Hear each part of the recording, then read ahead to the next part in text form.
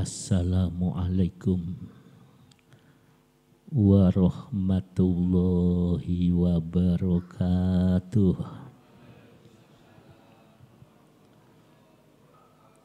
Bismillahirrahmanirrahim. Alhamdulillahilladzi atana bil wahidiyati bifadli rabbina walhamdulillahi sholatu wassalam alaika wal ali ya khairul anam rabbun karim wa anta dzu khulqin adzim fasfa'lana indal karim ya ayyuhal ghausus salamullah alaika rabbini biiznillah wanzur ilayya sayyidi binadroh musillatil lil hadratil aliyah. Amma ba'du.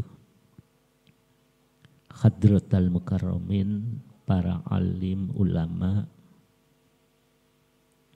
yang saya taati, saya muliakan, yang saya hormati ketua yayasan, pengurus yayasan Al-Ma'ruf dan admin Alam Hikmah. Yang saya hormati, saya muliakan, hadirin wal hadirat yang hadir langsung dan pendengar yang mengikuti siaran langsung yang saya hormati. Pada kesempatan ini mengenai uraian tasyakur serta sanjungan sholawat dan salam, saya makmum hadirin wal hadirat dengan harapan muga-muga pengajian malam Jum'ah niki benar-benar dibarengi hidayah oleh Allah Subhanahu wa taala sehingga membuahkan ilmu yang manfaat. Ilmu ini dadi manfaat. Sing disebut manfaat niku yuqarribukum ilallah wa rasulihi sallallahu alaihi wasallam. Kulo panjenengan kita semuanya tambah dekat kepada Allah. Tambah dekat kepada Allah dan dekat kepada Rasulullah sallallahu alaihi wasallam. Dengan harapan hidup ini tinggal berapa ya? Kita tidak tahu. Kadang-kadang kita berangan-angan masih umur panjang. Tahu-tahu dijemput Israel. Kadang-kadang yang sakit kok tidak mati, malah panjang. Karena kehidupan ini rahasianya di tangan Gusti Allah. Ini yang harus kita perhatikan. Kita melanjutkan bahasan fitrah. Fitrah itu cenderung taat. Jadi fitrah menungso niki enten. Fitrah kita ini masih hidup, berkembang di dalam jiwa. Cenderung taatnya kepada Allah itu sangat. Jadi kula jenengan kok ibadah kok malas. Mujadah kok ndak suka, kok abot. Merangi hawa nafsu kok kalah. Hati-hati itu, hati-hati. Jangan-jangan fitrah yang ada di dunia ini kalah dengan penguji-penguji di dunia ini. Fitrah itu cenderung rendah. Rendah niku perasaannya itu cenderung ngalah. Jadi kalau jenengan kita ini mudah mengalah, tidak gampang menyalahkan orang, artinya fitrahnya itu berkembang, hidup. Begitu pula kalau kita marah, Ya marah itu dihina orang, muntah, menyala-nyala. Itu fitrahnya hati-hati, kalah itu. Disinilah hadirin. Padahal manusia itu mintanya husnul khotimah. Bapak Ibu ingin husnul khotimah? Fitrah harus hidup di bawah sampai mati.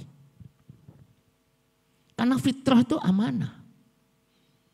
Jadi jenengan itu sebelum turun di dunia itu ini sudah diberi fitrah. Kalau fitrahnya itu sudah kalah ya. Gak iso husnul khotimah karena fitrahnya sudah rusak. Manusia diturunkan diberi fitrah. Terus inna lillahi apa? Wa inna ilaihi raji'un. Kembali kepada Allah, fitrah harus murni. Ini permasalahan hidup itu. Nah, pertanyaannya begini. Apa mungkin kula panjenengan bisa husnul khotimah? Apa mungkin kita bisa kembali kepada Allah dalam keadaan tersenyum? Kalau fitrah ini sudah masuk penjaranya jasad. Gini Bapak Ibu. Roh turun ke dunia. Roh itu namanya Mas Kumambang. Kalau orang Jawa nyebut Mas Kumambang. Ini nanti sebelum turun itu dikumpulkan roh itu dalam kandungan orang tua.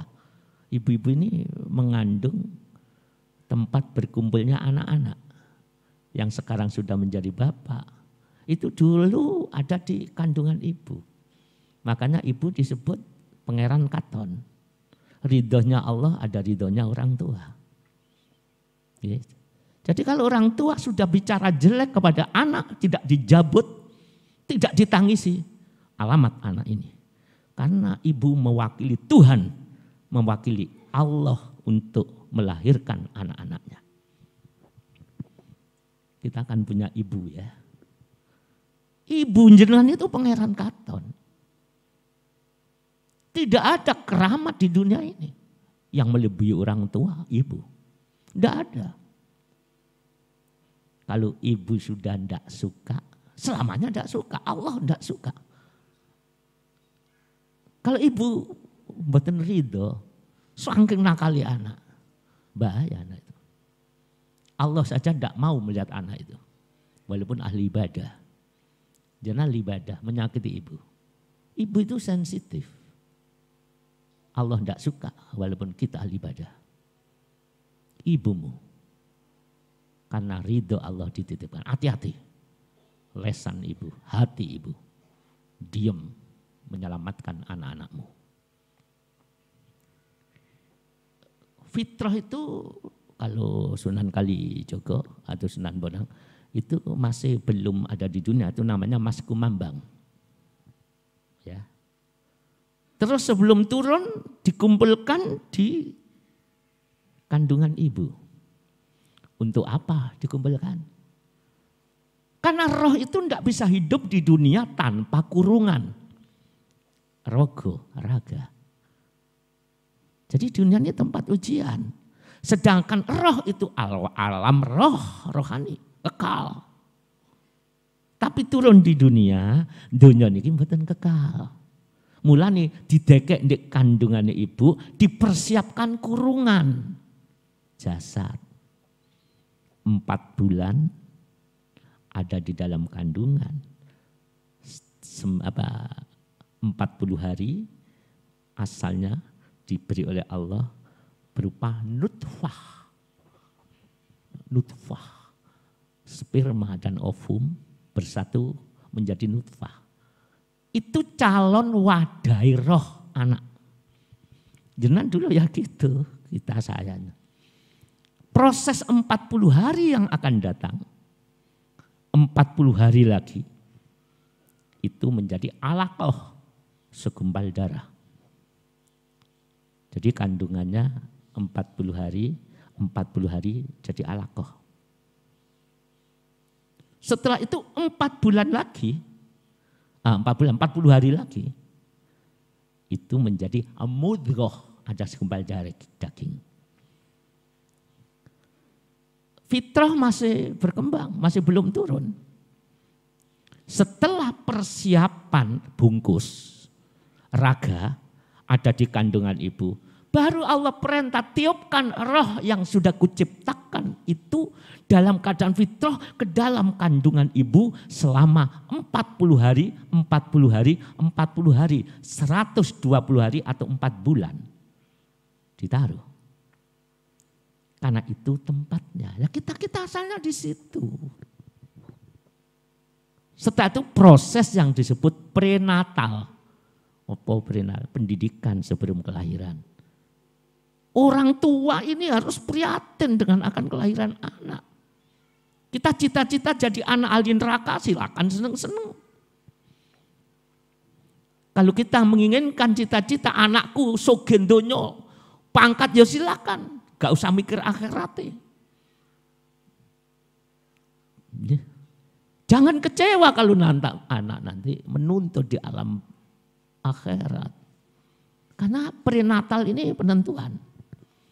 Jadi kalau bapak ibu yang hamil setelah 4 bulan bapak ibu itu perjuangan. Jadi orang sukses dunia akhirat atau tidak tergantung. Jenenganku dititipi sebagai pangeran Katon, bapak pembantunya. Jangan biarkan anak-anak ini ketika kandungan 4 bulan sebelum lahir. Mesti ini tirakat. Maka banyak anak nakal karena masa kandungan, seneng-seneng, nyanyi-nyanyi. Tidak ada nangis untuk anak kita, tidak ada berdoa untuk anak kita. Kalau sekarang anak kita diuji menjadi anak yang diuji begitu, gimana dengan saya ini? Wajib orang tua nangisi anaknya karena itu amanah. Itu fitrah. Setelah 4 bulan fitrah ditandur, roh ditandur, fitrahnya itu katut. Baru lahir Rasul menegaskan, kullu mauludin yuladu alal fitrah. Semua kelahiran anak-anak kita itu ada fitrahnya. Suci, bersih. Fitrah itu cenderung nurut. Fitrah itu taatnya luar biasa. Kok anak lahir gak taat? Mungkin pendidikan sebelum kelahiran yang disebut prenatal. Kita tidak pernah nangisi jabang bayi. Ayo bapak-bapak, ibu-ibu. Kalau suka nyanyi ya itu sudah didikannya. Ini yang harus. Yang hamil sebelum kelahiran masih ada kesempatan. Sudah ya. Fitrah itu dikumpulkan dengan jasad. Mengapa? Karena fitrah roh ya, roh. Fitrah roh itu gak iso hidup kalau tidak ada jasadnya. Karena roh itu hidup di alam materi. Alam jasad. Ada yang ganteng, ada yang cantik, ada yang putih, ada yang coklat, ada yang legam. Itu hanya bungkus. Isinya sama, fitrah. Ada yang di Amerika, ada yang di Indonesia, ada di Arab Saudi. Sama isinya, hanya beda tempat. Isinya fitrah. Ketika fitrah ada di dunia, itulah pertarungan. Menang apa kalah? Pertarungan untuk mempertahankan kesucian. Mempertahankan fitrah supaya menungso itu tetap di tangan Allah. Itu pertarungan besar. Ya. Jadi bapak ibu ini pertarungan ini. Jenengan hidup ini perjuangan, berjuang, bertarung. Ketika Israel datang jemput, fitrah itu masih nempel di dalam hati, masih nempel. Kalau mati sudah tidak ada fitrah, artinya mati tidak kenal Tuhannya itu mati tidak fitrah. Orang fitrah itu suci, taat pada Allah. Kok mati kok tidak kenal Allah? Berarti fitrahnya hilang. Ya, jadi bapak, ibu, panjang itu berjuang. Kok enak-enak? Karena roh, ya, dibungkus jasad seperti ini HP ini. Roh ini isinya dia dibungkus HP ini. Umumnya roh itu dipenjara. Dipenjara oleh jasad. Jadi kalau jasadnya ingin makan, ya makan. Kalau jasadnya ingin hubungan, ya hubungan. Kalau jasadnya ingin berkuasa, ya berkuasa. Tapi kalau tidak ada roh ini, tidak ada fitrah, ulaika kal an'am. Apa bedanya? Apa bedanya dengan binatang? Binatang juga makan, kita juga makan. Kalau fitrah nuntut makannya harus taat kepada Allah yang halal. Tapi kalau tidak ada fitrah, sing penting mangan. Haram ya dimakan, yang penting aku hidup. Kalau fitrah, yang penting aku ini taat kepada Allah. Ini kalau fitrah. Hidupku taat kepada Allah. Kalau binatang makan karena lapar, saya makan bismillah karena perintah Allah. Lillahi rabbil alamin. Wis ngono apa durung? Ketika tidur, kewan tidur karena payah ngantuk. Kalau fitrah, aku tidur karena perintah Allah. Inna sholati wa nusuki wa mahyaya wa mamati lillah. Orang yang tidak fitrahnya mati tidak akan bisa ngeterapkan itu. Karena fitrahnya itu mati di penjara. Kalau fitrahnya hidup, mengapa ini? Sholatku karena Allah. Ibadahku karena Allah.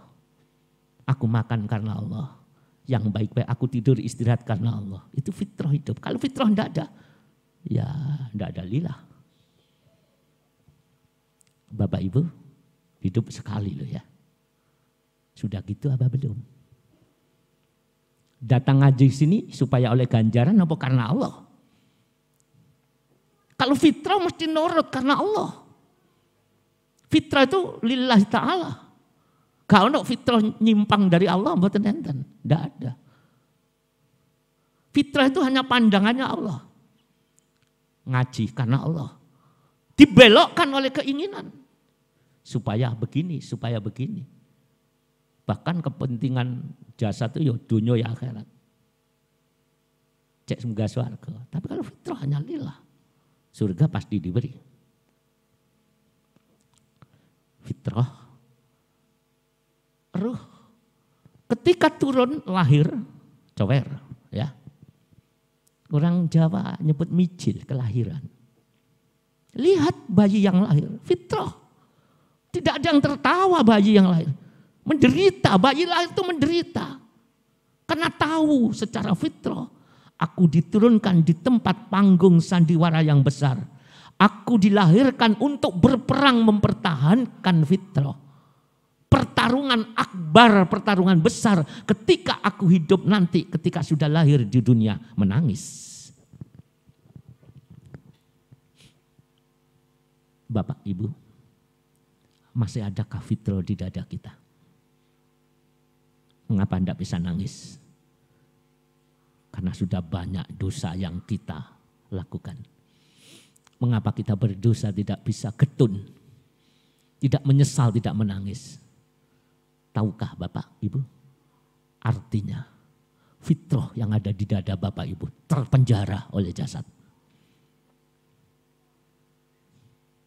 Mau mati, mau pulang, hati-hati. Ini pertarungan besar. Dunia bukan tempat senang-senang. Dunia tempat pertarungan besar. Ahli dosa perang dengan dosanya untuk kembali pada fitrah. Termasuk ahli ibadah, perang daripada niat yang tidak ikhlas. Karena kembali pada fitrah. Ingat. Kalau para wali songo nyebut Panjan ini perang Bratayuda. Itu bahasa kinayah. Perang Bratayuda itu perangnya fitrah dengan nafsu madhmumah. Fitrah itu digambarkan Pandhawa, nafsu madhmumah disebut Kurawa, lawannya lebih banyak. Jadi pewayangan itu ada di hati kita. Jangan lihat wayang itu. Jangan jadi Pendowo apa jadi Kurawa, terserah. Diling-iling ya. Hidup ini pertarungan antara sukses dan tidak, antara jadi pahlawan atau jadi pecundang. Sekarang ketika mijil, fitrah itu masih nampak. Bayi menangis. Setelah lahir masih fitrah nampak. Selalu butuh bayi. Mulai usia balita tertanam kebanggaan-kebanggaan. Anak tidak dididik fitrah. Juara ditepuk tangan, tepuk tangan, kamu pandai. Sehingga fitrahnya tercoreng. Anak terdidik rumangsa pinter. Anak terdidik merasa bangga. Anak dijunjung-junjung. Sudah kecil, sudah kita coreng-coreng fitrah anak-anak kita. Juara, kita beri hadiah, kita tepuk tangan, bangga. Mestinya juara, anak dijak syukur. Ayo syukur dulu nak sebelum saya beri hidayah, saya beri hadiah. Sopo sing minterno nak, siapa yang membuat kamu juara? Kenalkan dulu kepada Allah. Jadi kalau sudah memberi anak apa-apa, ini rezeki ayah yang memberi nak, ini asalnya dari siapa? Kenalkan sejak kecil. Karena tugas kita mengantarkan anak-anak husnul khotimah. Nah kalau orang tuanya tidak mampu, sudah lengah, tidak ada prihatinnya, bagaimana dengan orang tuanya sendiri? Kembali pada fitrah. Fitrah itu cenderung taat. Taat ya. Yang namanya taat itu ya lahir ya batin. Tapi akhir zaman ini yang taat itu lahirnya tok, batinnya tidak pernah taat. Padahal yang namanya taat itu ya lahir ya batin, ya bungkus ya isi. Lah kita, saya al-fakir sendiri, hanya lahirnya saja yang taat kepada Allah. Haji sudah, umroh sudah bersama teman-teman. Bersama Ustadz Sa'roni, Ustadz Wahyudianto dengan teman-teman kemarin umroh. Sudah taat lahirnya. Tapi batin tidak pernah taat. Kita benci pada koruptor.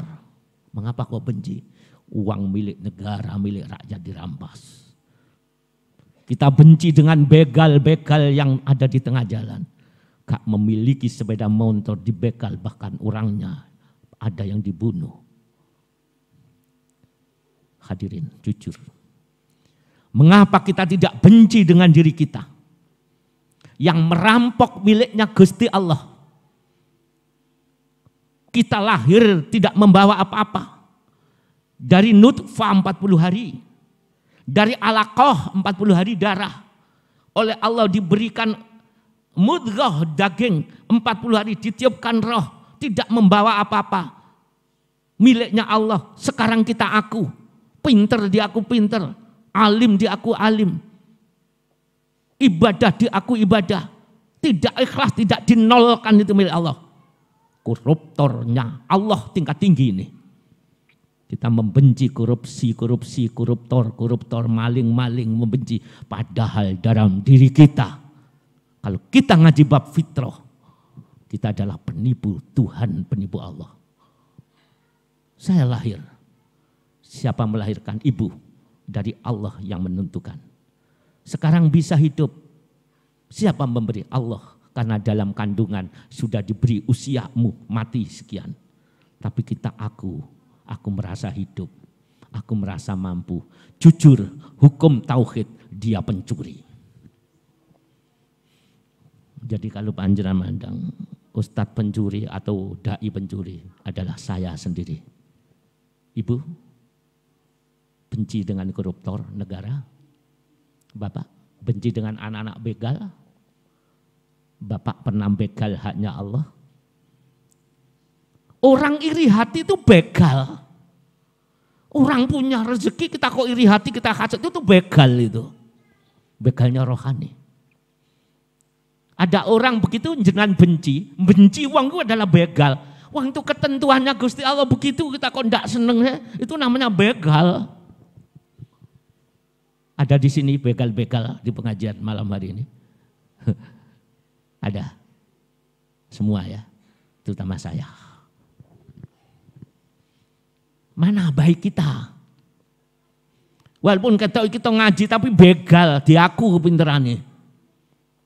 Kita benci temannya, iri hati ada temannya, sukses kita iri, itu begal. Orang itu pemberian Allah kita kok gak suka, itu pembegal.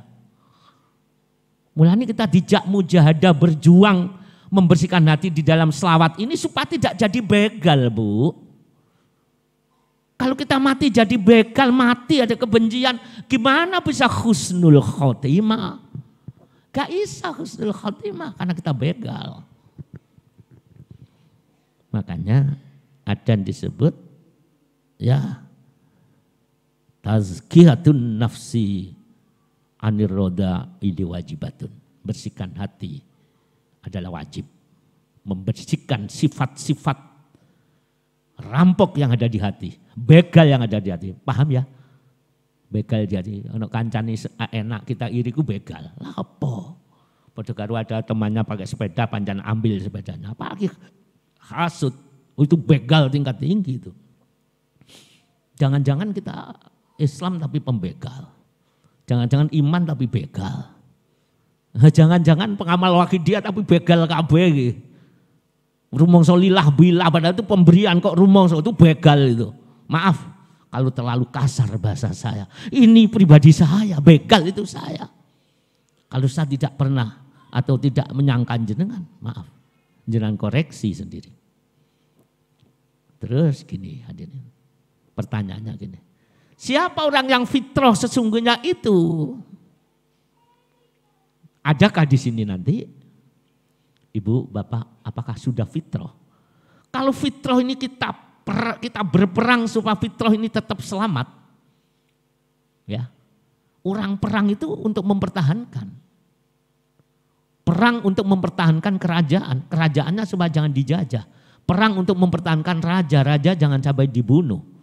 Perang kita mempertahankan fitrah. Jangan sampai fitrah kalah dengan penggoda. Jangan sampai dipenjara oleh jasad. Sopo wong fitrah itu. Fitrah tadi apa? Tunduk, lahir, batin. Dalam kitab Al-Hikam, fitrah itu disebut orang fitrah itu lahirnya taat kepada Allah, batinnya taat kepada Allah. Kalau lahirnya ngaji pinter, jadi wong alim, batinnya tetap taat kepada Allah. Ilmunya Allah, saya bodoh. Wong pinter rumongso bodoh, wong ahli ibadah rumongso kecil, orang yang memiliki merasa tidak apa-apa, orang itulah yang disebut fitrah. Bapak punya kelebihan apa? Dagangan. Rumongso dari dagangan ini usahaku, berarti fitrah jenengan goro. Masih lahirnya usahanya benar, tapi hatinya masih ngaku jadi pembegal Tuhan. Jadi fitrah itu sempurna, lahir dan batin. Didawuhkan al-kamilu mayyakunul jam'u. Wong sempurna itu adalah mayyakunul jam'u fi batinihi masyhudah. Batinnya, rohnya. Yang disebut fitrah itu rohnya batin atine masyhudah. Pandangannya kenceng nang Gusti Allah tok wis. Ketika usaha pinter hasil, alhamdulillah. Dijerati Allah yang memberi iki titipan. Itu namanya mayyakunul jam'u. Kumpul karo Gusti Allah. Sadari ati bukan Gusti Allah kula kumpul kali jenengan. Allah bukan makhluk. Artinya kumpul ini ada sadar kembali kepada Allah. Aku kok diuji ngene mayyakunul jamku. Iki ujiane Gusti Allah. Dia tetap tersenyum. Ketika dia tuh berlipat-lipat harta kekayaannya tersenyum. Jamu kabeh iku kebeliane Gusti Allah. Ya mari ngono tak tinggal entar lagi diambil oleh Allah. Ingat kalau panjenengan kaya, panjenengan sukses, panjenengan menderita, banyak ujian, sebentar lagi berlalu itu, enggak kekal. Jangan terpedaya dengan ujian. Sekarang diuji miskin, senyumlah, kemiskinan akan berlalu. Karena episode perjalanan hidup itu akan ada skenarionya. Makanya tidak usah kita berpikir atau kita ada artinya. Kesusahan dipikir selanjutnya dengan berlanjut sudah, kesusahan itu lakukan saja. Ikuti seperti air mengalir karena semuanya akan berlalu. Tidak ada orang susah terus-terusan dan tidak ada orang mulia terus-terusan. Karena hidup seperti gelombang. Ada kaya, ada miskin, ada enak, ada tidak. Dua perkara harus silih berganti sebagai ujian. Jenengan sekarang tepak ya Allah, tepak ujian. Sudah senyumlah, sebentar lagi berlalu. Kalau tidak berlalu di dunia ini, pasti berlalu di akhirat akan menerima kebaikan. Mayyakunul jam'u, hatinya kumpul. Apapun yang panjenengan lakukan, enak gak enak, loro gak loro, diuji, tetap senyum. Semuanya akan berlalu, semua Allah. Tapi apa mampu kita selagi ini hati masih kotor. Ora iso ngetrapno kumpul merasa dengan Allah. Sing iso ngetrapno ngaku niku. Aku pinter. Aku kiai ini, aku ustadz. Ngaku-ngaku niku enak. Ya. Bangga milikku. Takabur siapan aku itu yang paling gampang. Tidak mudah mayakunu jam'u fi batinihi masyhuda ora iso. Kalau hatinya ini tidak bersih. Mulane panjang ngamal selawat ini untuk membersihkan hati. Cuma kita gak paham dengan selawat ini. Podo ae. Karena enggak paham itu enggak apa-apa anjane digawe ngono. Anjakan kita paham, kita sungguh-sungguh. Mengapa? Karena hidup itu pertarungan. Apa mang? Hidup itu perjuangan antara fitrah menghadapi penguji-penguji itu. Makanya mujahadah, Bapak Ibu diajak mujahadah. Karena enggak paham. Mengapa enggak paham? Karena yang diuber-uber itu urusan lahir, urusan batin boten. Mayyakunul jam'u. Ya. Apa mungkin enggak bisa sulit. Terus wal farku. Fitrah itu selain batinnya menghadap pada Allah, nurut pada Allah, pasrah kepada Allah. Wal farku pisah. Roh dengan jasad pisah. Artinya jasadnya ya nemplek rono. Cuma dalam praktek jasad ya jasad kumpul uang. Ngaji ya bersama-sama. Nyambut gawe iya. Golek rezeki ya kumpul. Lahirnya sama-sama dengan manusia. Wal farku fi dohirihi dalam dohirnya. Maujudah. Kayak wong-wong ngeten iki maujudah kumpul. Tapi ketika lahir niki kumpul tetap taat marang Allah, segala tindak tanduk li rasul bi rasul, istilahnya selalu ngetrapno sunahe Kanjeng Nabi. Mengapa panjang hidup aku nyambut gawe ngikuti sunahnya Rasul. Lek haram tak jauhi, lek baik bismillah nderek sunah Rasul. Aku bicara yang baik niru sunai Rasul. Lek jelek itu tidak. Karena fitrah tidak mau menerima kejelekan. Lu wis ngono apa ora? Lahir kula panjang wis lir Rasul. Bir Rasul atau ahlus sunnah ngikuti jejak Rasul. Wal jamaah dan para sahabatnya. Apa sudah apa belum? Engkau mung kula panjenengan label ahlus sunnah wal jamaah. Tapi prakteknya gak ngeterapno praktek Rasul. Rasul lek kagian Nabi Muhammad lek ngingetkan umat lek dosa nangiso. Tapi kita tidak pernah nangis, malah ngecam wong ahli nangis. Malah ngoreksi hati, oh nangis gak karena Allah, hati-hati itu. Fitrah kita ini yang harus dijaga. Rasulullah kalau berdoa langsung takut kalau ada orang berdosa. Ya manusia, ya ayuhan nas. Ubeku, nangiso. Malah kita gak seneng nangis. Usaha tertawa yang sungguh-sungguh, itu perang. Perangnya hati nangis dan tertawa banyak mana. Fitrah itu suka menangis karena merasa dosa, taat pada Allah. Ubeku fa illam tabeku fatabakau. Bila kamu tidak bisa menangis, perango, cari guru, cari metode, coro ya apa iso nangis. Nah, kita hidup di dunia gak pernah nangis itu dosa. Sing ditangisi bila ya kehilangan. Engkau nangis itu dosa gak krana Allah, krana wedi neraka. Padahal taat batin nangis karena Allah. Tapi kita kan tidak. Mulane kula jenengan dengan mujahadah nggih. Niku tujuannya supaya ngoten ngaji kumpul ngoten niki. Karena fitrah itu sendiri taat. Mayakunu jam'u. Hatinya kumpul. Selalu memandang Allah. Fi batinihi masyhuda. Hatinya selalu bersandar kepada Allah. Urip mulapo, kula miskin, tertawalah. Itu skenario Tuhan. Walaupun kamu marah kepada Allah, walaupun kamu ngersulo dengan ucapan ataupun postingan yang ada, tetap kamu tidak akan bisa merubah takdir. Sing ngerubah kemiskinan adalah Allah. Kalau Allah tidak merubah kemiskinan, miskin ilmu, miskin kesadaran, miskin harta, miskin pergaulan karena anakku yang begitu. Tapi Allah akan memberi segalanya. Wal farku, lahir kita harus bergaul dengan yang baik. Cari orang yang baik. Cari orang yang ucapannya bagus. Karena pergaulan akan menentukan corak karakter seseorang. Koncomu sopo? Siapa temanmu? Kalau temanmu adalah teman yang ahli bangga, kamu akan menjadi orang yang ahli ujub. Kalau teman kita adalah orang ahli dunia, kamu akan menjadi orang yang cinta dunia. Kalau temanmu itu ahli nasihat, kamu akan menjadi orang bijaksana. Tergantung dalam kehidupan. Terakhir, suatu saat ada Syekh Abu Sa'id bin Khair, bin Abi Khair radhiyallahu. Itu guru yang kamil tadi. Guru kamil itu, ustadz yang kamil, kiai yang kamil itu, kiai yang hatinya tauhidnya benar. Enggak pernah rumongso aku, nol. Tauhidnya itu nol, hanya Allah. Dan tauhidnya itu membawa dampak hatinya niku rendah. Enggak pernah ngilokno wong. Kalau saya akan sering ya. Enggak pernah ya menyalahkan orang lain. Karena roh kabeh itu adalah kehendak. Kalau menyalahkan bukan menyalahkan tapi mengingatkan dengan yang bijak.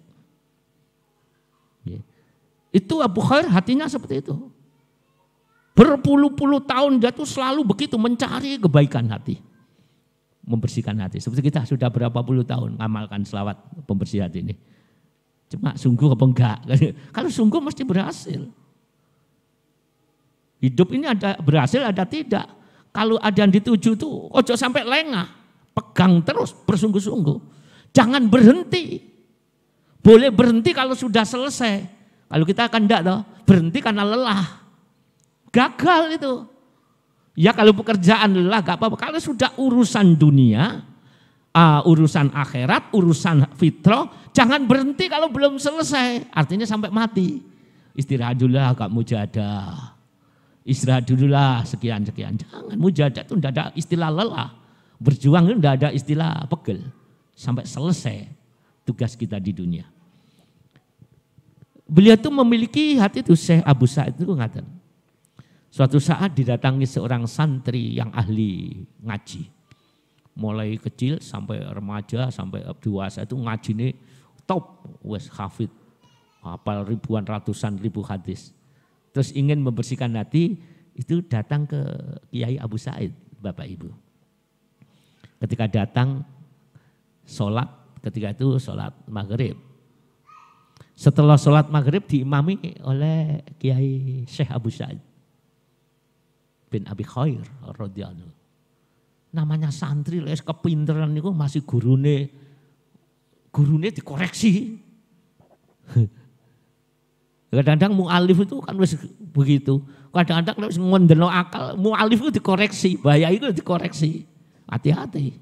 Sampai gurune itu dikoreksi. Itu ya sama dengan zaman dulu itu. Ketika gurunya dikoreksi, pulang. Mosok iki guru sing iso nuntun ati, masa baca Fatihah saja tidak fasih.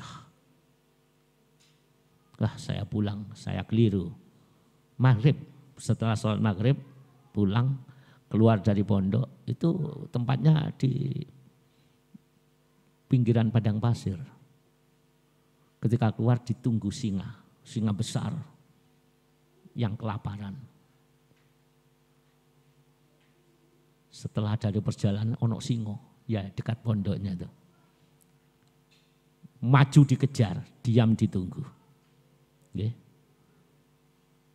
Murid tadi sampai gemetar. Karena singa itu kelaparan, singa padang pasir. Akhirnya dia menjerit, tolong, tolong, saya mau diterkam singa gitu. Syekh Abu Said keluar, gurunya tadi keluar. Ketika melihat ada santri yang tadi jamaah pulang tadi dikejar-kejar singa, singanya langsung, wahai singa, engkau ciptaan Allah, aku pun ciptaan Allah. Itu tamuku, berhentilah. Jangan buas dengan tamuku. Singa langsung deprok. Ini Syekh Abu Said keramatnya seperti itu. Terus singa tadi dicekel, dilus-lus. Pergilah, saya doakan kau dapat rezeki. Singa lari, anak tadi langsung ketakutan dengan Syekh. Dia mengatakan, Syekh, engkau begitu hebatnya. Oh, tidak ada manusia hebat di dunia. Kita merasa hebat? Tidak ada manusia hebat di dunia. Itu semua pemberian Allah. Mengapa Syekh engkau diberi karomah? Bisa menundukkan singa yang buas itu. Masih ada lebih buas dari singa anakku. Apa itu? Hawa nafsumu lebih buas dari singa. Mengapa panjenengan diberi kekuatan seperti itu? Dia menjawab, sedangkan aku hanya begitu saja sudah takut. Katanya Syekh Abu Said, gini loh anakku. Kamu bertahun-tahun ngaji, mung disibukno ibadah lahir saja. Kamu mung disibukkan ngaji, disibukkan mujahadah. Mujahadah iki lek gak dijiwai ya mujahadah lahir iki. Disibukkan ibadah, disibukkan puasa. Kue bertahun-tahun sibuk ibadah lahir tok. Kamu tidak pernah sibuk ibadah batin ridho marang Allah. Mayyakunul jam'u fi batinihi masyhuda. Kue bertahun-tahun hanya sibuk ibadah lahir. Sehingga hatimu gak ono fitrah. Kamu aku semua. Sedangkan aku berpuluh-puluh tahun sibuk untuk membersihkan hatiku. Ketika hatiku ono rasa sombong, saya mujadai supaya tidak sombong. Ketika hatiku ada benci kepada orang, tak tutup lesanku. Jangan sampai aku keluar bahasa yang jelek. Tak buang hatiku. Berpuluh-puluh tahun aku ibadah. Ikhtiar membersihkan hatiku. Sedangkan kamu hanya ibadah lahir saja. Sehingga Allah memberi karunia aku mampu menundukkan hawa nafsuku. Apalagi singa yang buas. Hawa nafsu yang merupakan lebih kejam, lebih buas daripada singa. Itu aku diberi mampu menundukkan. Maka semua makhluk akan tunduk kepadaku. Biiznillah, karena izinnya Gusti Allah. Itu fitrah hadirin. Kita terus pentingnya. Ayo kita perhatikan sungguh-sungguh. Hadirin, untuk koreksi diri terakhir. Inginkah panjenengan mengetahui karakter panjenengan? Inginkah kula panjenengan mengetahui sejauh mana fitrah ada di hatiku? Isi ono apa enggak? Apa sudah bebas dari penjajah, apa masih terjajah? Lihat ucapanmu. Ucapan ini mewakili hati. Ad-dhahir yadullu alal batin. Lahir jenengan ucapan, perbuatannya. Atau tulisan yang panjenengan tulis di buku ini. Ini merupakan cermin daripada hatimu. Ucapan seseorang menunjukkan posisimu di sisi Allah. Kalau posisi kita di sisi Allah, ketika kita diuji, ucapannya hanya syukur kepada Allah. Ucapannya hanya sabar. Tidak pernah ngersuloh.